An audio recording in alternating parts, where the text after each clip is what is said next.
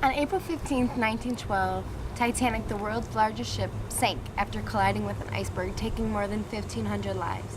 Now, having been the 100th anniversary of the sinking, the Henry Ford Museum has put on one of the world's largest touring exhibitions of the Titanic, which I, Dana Nyquist, got to attend. The exhibition is 10,000 square feet in size and features over 300 artifacts, 250 which have never been displayed in Michigan before. In addition, I got to walk through room creations and was able to learn about certain passengers who had local ties with our mitten-shaped state.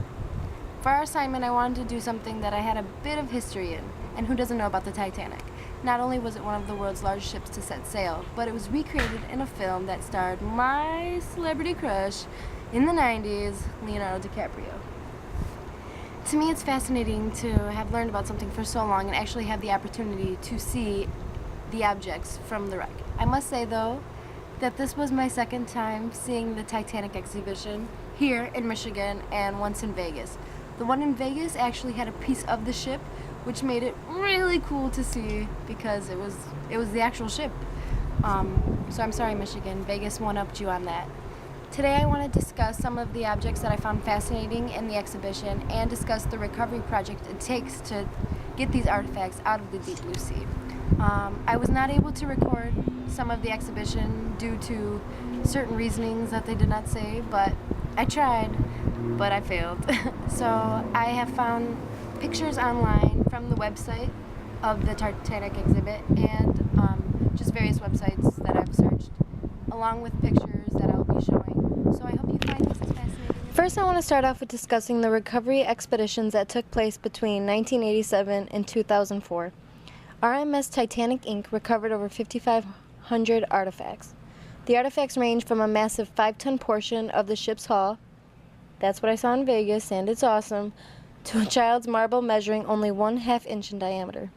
But why? Why is this important to recover and conserve artifacts from Titanic's wreck site? The bottom of the deep ocean is an extreme environment. Over time, human-made objects will be attacked by bacteria, corroded by salts and acids, then abraded by sediments. I found that iron-eating microorganisms are slowly destroying even the ship itself and will one day collapse to the ocean floor. Artifacts that are not recovered, they will be lost forever. To preserve Titanic's artifacts, a collaborative team of conservators, curators, registrars, archaeologists, historians, and other experts provide care and maintenance to the collection from the moment of recovery and so forth.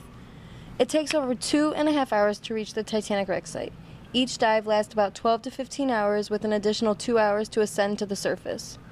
Once an artifact leaves the water and is exposed to the air, it must undergo an immediate stabilization process to prevent further deterioration. When recovered from salt water, artifacts are cleaned with a soft brush and placed in foam-lined tubs of fresh water.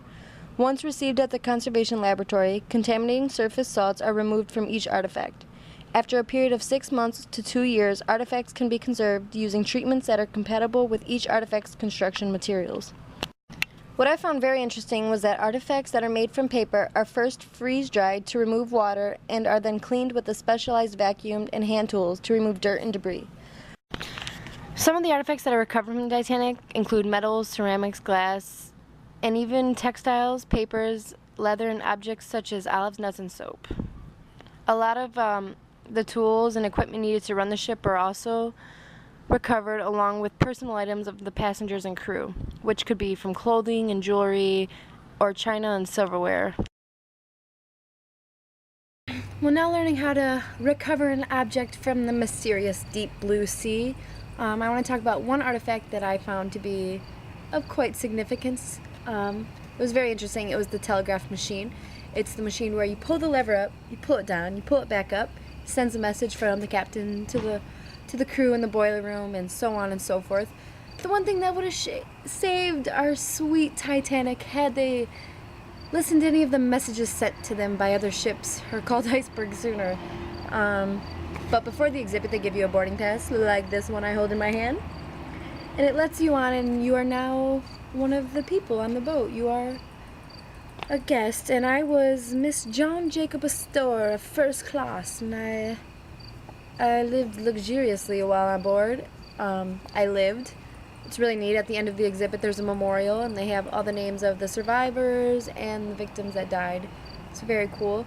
And if if you want to go, it is at the Henry Ford Museum. It's open, I believe, until September, so you have a little bit of time before the fall semester kicks in.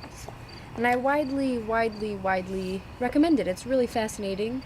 And I mean, how many times are you going to be able to see actual artifacts from the Titanic? The Titanic!